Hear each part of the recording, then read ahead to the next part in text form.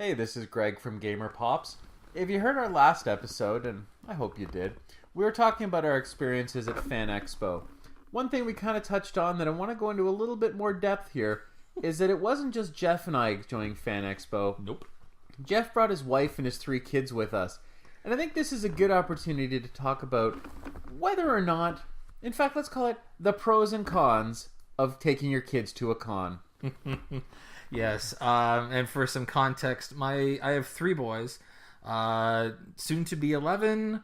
One is now 7, and one is soon to be 5. I think like next week. So basically, let's just say 11, 7, and 5. All boys, all crazy, feeding off each other with energy and whatnot. And I've done this before, and apparently I didn't learn from last time. I brought them all again. This time I brought my wife though to help me. And it's an experience for sure. There's a lot of, I guess, overstimulation going on. Where you get in there, all sorts of people, all sorts of things all over the place, lots of sounds and whatnot. And they're like in a candy store, right? And they go absolutely nuts.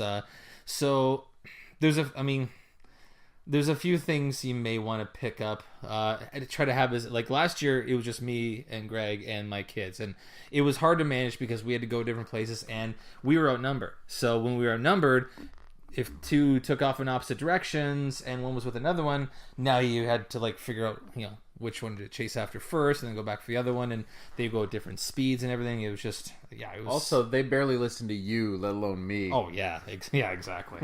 Yeah, they're certainly not going to listen to Greg. You're not my dad. I don't listen to my dad either.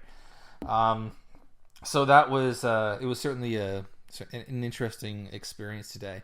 And I've taken other cons as well too. Like I've taken them to PAX East. We've done FanExpo before. We've gone to some of these shows, and it's just I like taking them because they enjoy it, but at the same time there's some things that I wish we could do better. So let's start with the pros. First of all, it's great to be able to share this kind of experience with your kids. Even at the worst of times, you're still getting the chance to check out cool games, cool comics, cool anime stuff. All of the sights and sounds. And my kids are all getting into that. Like, Owen's big into anime and manga and stuff right now. The kids are obviously into gaming and toys and all that stuff. So, yeah, so it's great that, and I can share this stuff, and it gives me an excuse to go as well, because I like this stuff too. Although, I felt like the biggest thing this year was Doctor Who, which none of us were into. There was a lot of Doctor Who there. And, like, Owen's like, wow, like, he wanted to get the big Doctor Who bag. And I'm like... You don't know Doctor Who. None of us have watched it, read it, or anything like that. We don't know Doctor Who. Why do you want to get this so bad? But I guarantee you, within like a month, Jeff's going to be complaining that all Owen wants to do is watch Doctor Who on Netflix. Probably. Because you'll be there. The other pro, there's cool stuff you can buy. Is that a pro or is that a con? Well, the con is there's too much stuff you can buy. Part of it is, not only the official company stores and that, but just getting to walk up and down the aisles of vendors and especially like when you get, I don't know if you had a chance, but you get into the artist alley and see some of the stuff that people are making and the craftsmanship and the skill. Like, yeah, it's really cool. And I mean, you can easily drop hundreds of dollars. And if you have kids, you might end up spending hundreds more than you really want to. I believe I did spend hundreds of dollars today. So that's a con. Yeah, and especially because and the more you have, the more you spend, because Owen got the con exclusive Lego set, which was overpriced. So now, Gavin wants something to be bought for him. Never mind like free samples and stuff they give out and little giveaways, or like EB Games folks are like tossing stuff into the crowd. EB Games, for those who don't know, for our US listeners, is the GameStop of Canada. Yeah, and your son won a Venom Disney Infinity 2 figure. Not even on the market yet. Yeah. He's already got it. Lucky little guy.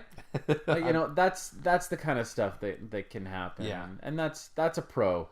Yeah. When it doesn't cost you too much money. Yeah, because then Malcolm had to have a Sword and Shield set from Zelda, and Gavin, we had to get him we had to get him a Minecraft iron sword. So like you got to equal it up for everybody, and that that just adds up. And I saw a statue I really wanted, and was I going to say no? Of course not, because I'm stupid. So everybody got a toy pretty much. Although Tracy said she didn't, but we did get her that art. We did get that Archer board game, but she'll say it's for both of us. Yeah, that's fair. I mean, certainly one of the other cons is that it is, I think we kind of touched on it, but it is a logistical challenge to wrangle that. And, cons are, a good con especially, is a busy place. Mm-hmm. And there's so much stuff to do. And, like for us, other than me going to see Star Wars Rebels, which I would have brought my son to, but he's not quite ready for that kind of crowd. He likes his peace and quiet. Mm-hmm. There's the stuff on the floor. There's the exhibitors to check out. There's the vendors. There's also the panels and the celebrity guests and things like that, that there's just so much stuff happening that if you want to get that full experience, it's oftentimes hard enough to do with one person, let alone, trying to make it a kid thing. But that can be a pro as well. Yeah. Although with the problem with the crowds is that it can be very easy to lose your child. And there were a couple times today where for a few seconds, where's Gavin? Because he's the littlest one. And for him, it was almost a game because he was like, we put little slips up. And this is a tip that if you take your kids to a con, my wife, she's the smart one in the family. She put down parents' names, kid's name, and parents' cell phone number on a piece of paper in their backpack and let them know, so that if they do get lost, which is very easy to do, the aisles are packed with people, tall people, so little kids can easily wander off and see something, and if I'm wrangling two other ones, then they can get lost. And it was almost a game for him because my wife would find him like maybe 15 seconds after we lost him. And he's like reaching his backpack ready to show the paper to somebody. It was almost like a game for him. So I think we'll kind of wrap it up here. Check out the last episode where we talked more about the experiences. But I think the moral of this story is cons are a great place to take your kids. It's a great experience for the whole family. But just don't have 3 kids. Okay, yes, that's certainly one way. And if you do have 3 kids, prepare for some extra fun, I guess, or try to bring along more people to help you watch them. If you can, try to have one parent for every child. That way, it makes things go smoother. So, I'm Greg. I'm Jeff. Thanks for checking out GamerPops.